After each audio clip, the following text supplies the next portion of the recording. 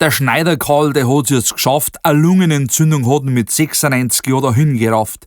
Auf der Beerdigungssakramente fix hab ich mich geschämt für die katholische Kirche und sonst nix.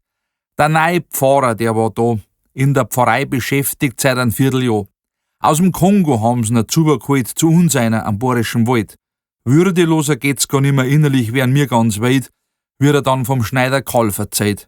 Da steht er vorn, der schwarze Mann, und was er oberliest, hört sich er so an. Die Karl ist ein guter Mann gewesen, hat eine gute Frau dein Resse. Und er hat 3 Kinder, ein Bauernhof und viele Rinder. Hat er bei der Krieg gekämpft für die Land, war in Feuerwehr und bei der Reservista in das Vorstand. Wolle aller Bette für die Karl, ich nix gekannt, aber war guter Mann auf alle Fall. Gott, der Vater hat geholt die Karl wegen der Lunge, der war krank. Karl will wir sagen, aller guter Dank. Ganz ehrlich, ja, geschämt hab ich mich sehr.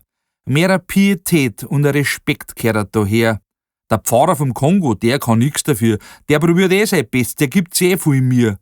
Aber als Institution katholische Kirche muss ich mir mal überlegen, sollte man nicht mal über ein Umdenken reden. Für unsere Gemeinde engagiert hat sich der Karl sein ganzes Leben. Da meint man, dass zum Abschied mehr Respekt und Würde geben.